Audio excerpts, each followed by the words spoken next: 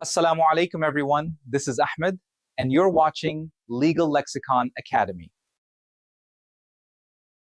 छा हर मुक़दमो civil court में दाख़िल थी सघंदो जेकॾहिं कंहिंजी ज़मीन ते कब्ज़ो थी वञे या कंहिंजो क़ानूनी हक़ मुतासिर थिए या सिविल कोर्ट उन केस खे ॿुधी सघे थी ऐं जेकॾहिं कंहिं ख़ासि क़ानून सिविल कोर्ट जे अख़्तियार ते पाबंदी लॻाई हुजे त पोइ छा थींदो। अॼु जी वीडियो में असां तफ़सील सां सेक्शन 9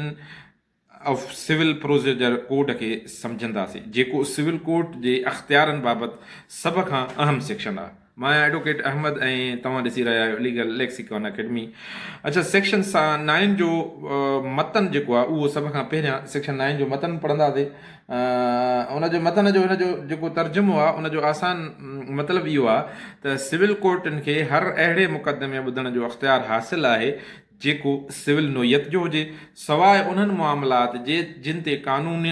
वाज़े या इशारतनि पाबंदी लॻाई हुजे।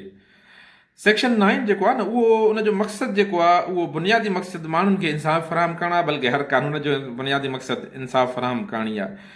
मिसाल जे तौर ते कंहिं शख़्स जे मिल्कियत जा हक़ मुतासिर था थियनि, को मुआइदो थो तोड़े, विरासत बाबति भाइरनि जे अंदरि पंहिंजे वारसनि जे में तकरार आहे या को ॿियो सिविल हक़ मुतासिर थिए थो त उहो शख़्स सिविल कोर्ट सां रुजू करे सघे थो। अच्छा, हिते हिकिड़ी ॿी अहम ॻाल्हि बि आहे, उहा इहा आहे त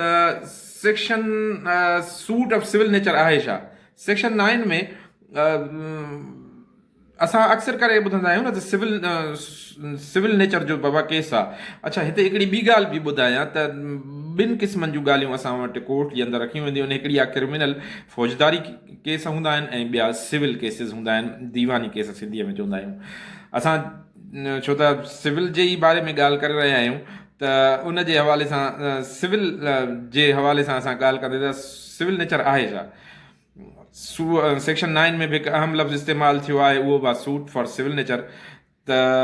हिन मां मुराद जेके आहिनि उहे अहिड़ा मुक़दमा आहिनि जिन जो तालुक़ु कंहिं शख़्स जे मिल्कियत जे बारे में हुजे, माली मफ़ाद जे बारे में हुजे, उनजो को क़ानूनी विरासत जो हक़ आहे, उनजो को शहरी हक़ आहे या ज़ाती सिविल हक़ हुजे। मिसाल जे तौर ते कंहिंजे ज़मीन जो तकरार आहे, को पंहिंजे ज़मीननि जे मामलात में कंहिंजे विरासत जा केस आहिनि, वाले साहब मरी वियो आहे, भाउ मरी वियो आहे, उन जा आहिनि। कंहिंजे किराएदारीअ जा मामलात आहिनि, को माण्हू कंहिंखे किरायो ॾिए थो त जेको किराएदार वेठो आहे उते उहो ॾंडी थो हणे, मामलात खे ख़राबु थो करे, या किराएदार सुठो माण्हू आहे त वरी मालिक मकान जेको आहे उहो ॿ नंबरी थो करे, उहे किराएदार जा मामलात बि सिविल राइट्स में था अचनि। मुआइदे जी भंजकड़ी थी थिए, मुआइदे जी भंजकड़ी आहे त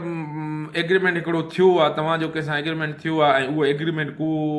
उन ते अमल नथो करे, ॿिन्ही पार्टियुनि मां आइदर पार्टीज़ जेको आहे सो कोई बि अमल नथो करे। मिल्कियत जे दावा जो आहे, कंहिंजो वालिद साहब फौत थी वियो आहे, उन खां पोइ विरासत में जेको अचे थो उनजे अंदरि मामिलो थो हले, डिक्लेयर कराइण थो चाहे, को जेको आहे सो स्टे वठणु थो चाहे, इहे सभु जेके आहिनि न सिविल नोयत जा केस आहिनि। अच्छा, हिते हिकिड़ी ॿी ॻाल्हि हिन केस जे अंदरि इहा बचे थी त ॿ शयूं ॿुधायूं वयूं आहिनि हिन सेक्शन जे अंदरि त एक्सप्रेसली और इम्प्लाइडली बार्ड। बार्ड जो मतिलबु इहो आहे त माना सिविल कोर्ट खे मनो थियलु हुजे त उहो केस न हलाए। अच्छा, ॿ लफ़्ज़ इस्तेमालु थिया आहिनि, एक्सप्रेसली बार्ड ऐं इम्प्लाइडली बार्ड। उन्हनि खे हिन सेक्शन जे अंदरि सम्झण जी कोशिशि था कयूं। ॾिसो, एक्सप्रेसली बार्ड जो मतिलबु इहो आहे त सेक्शन 9 जेको आहे उहो चवे त ईअं थो त हर सिविल कोर्ट जेको आहे न हर सिविल मुक़दमो ॿुधी थी सघे, पर कुझु मामला अहिड़ा आहिनि जिन ते कानून साफ़ लफ़्ज़नि में पाबंदी लॻाए छॾी आहे। ठीकु आहे, कानून जे अंदरि कोर्ट खे ई मनो कयो आहे त उन्हनि केसनि खे न ॿुधो वञे, उनखे एक्सप्रेसली बार्ड चयो वियो आहे। यानी कानून वाज़े चवे थो त हीउ मामिलो सिविल कोर्ट न ॿुधंदी। मिसाल तौर ते कुझु टैक्स जा मामलात आहिनि, सर्विस ट्रिब्यूनल जा केस आहिनि, ख़ासि कानून जा तकरार आहिनि, उन्हनि जे लाइ अलॻि फोरम मुक़ररु थियल आहिनि, उन करे सिविल कोर्ट उन्हनि केसनि खे न ॿुधंदी। ठीकु आहे, that is the expressly barred. Expressly barred जो मतिलबु इहो आहे। उन खां पोइ इते ई वरी इम्प्लाइडली बार चयो वियो आहे। ठीकु आहे, अच्छा मुंहिंजो ख़्यालु इहो आहे त तव्हांखे मां सेक्शन थोरो पढ़ी ॿुधायां इंग्लिश जे अंदरि जेका ॻाल्हि कई वई आहे न त उहा इंग्लिश जे अंदरि कहिड़ी ॻाल्हि कई वई आहे civil courts shall have jurisdiction to try all suits of civil nature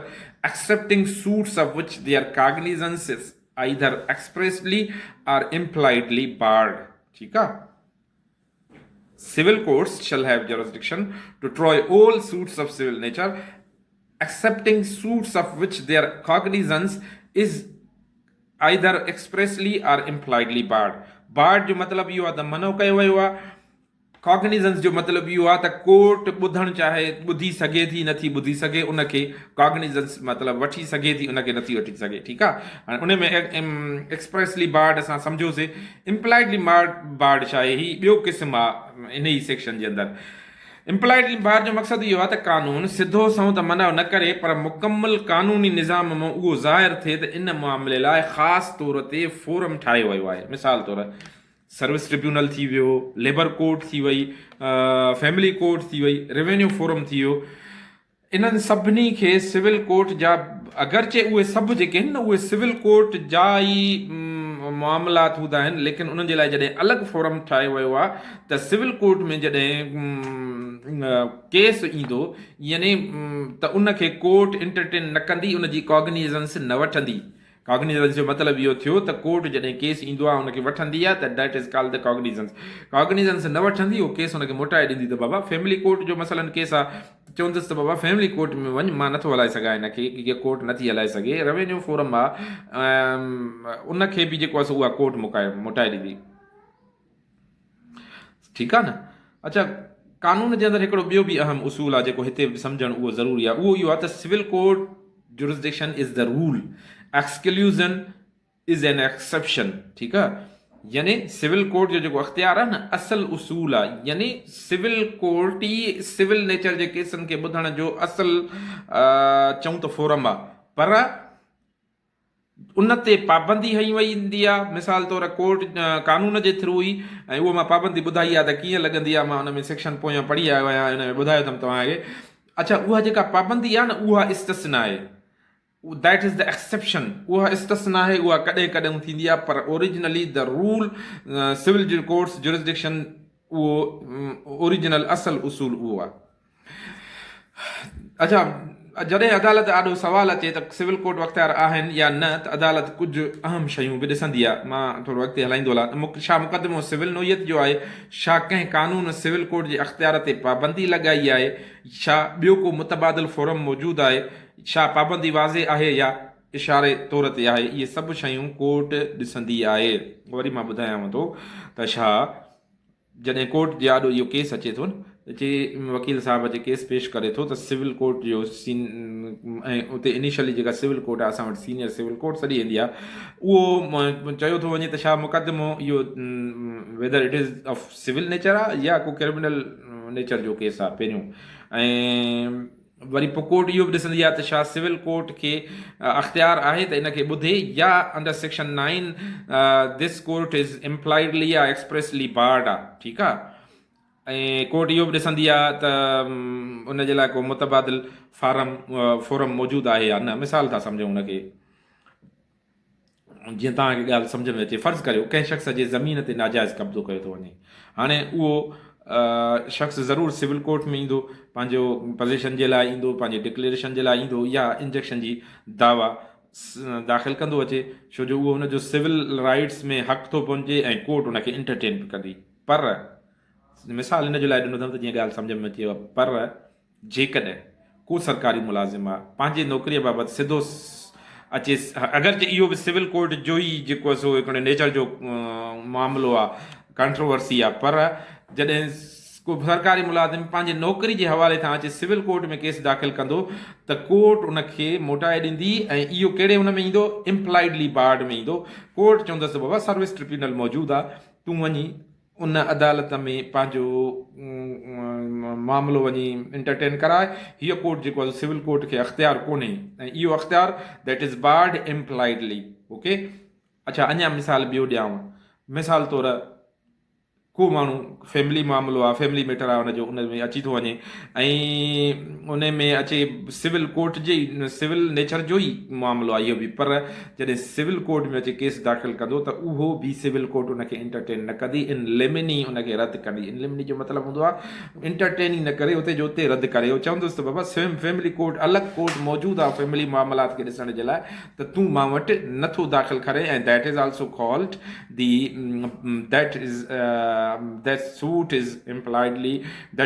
barred under section 9 and impliedly barred because there is family court available where you can go and file your suit. Okay,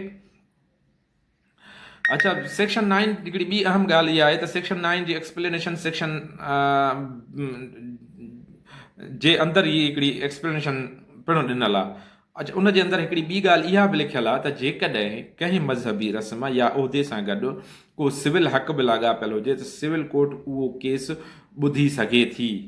ठीकु आहे, civil court खे अख़्तियार आहे। मिसाल तौरु कंहिं मज़हबी इदारे जी मिल्कियत, मदरसो थी वियो, मस्जिद थी वई, मंदरु थी वियो, गिरजा थी वियो, जेको बि थी वियो,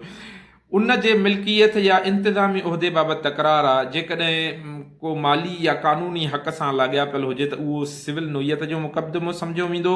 ऐं उनखे सिविल कोर्ट इंटरटेन कंदी। आख़िर में ॿिनि शयुनि खे मां ज़रूरु टच कंदो आहियां। उहो इहो आहे त इम्तिहाननि में अक्सर करे सुवालु ईंदो आहे, त अक्सर करे सुवालु ईंदो आहे। यादि रखिजो त जॾहिं बि असां इम्तिहान ॾींदा आहियूं न त उन में इहो सुवालु ज़रूरु कंदा आहिनि त छा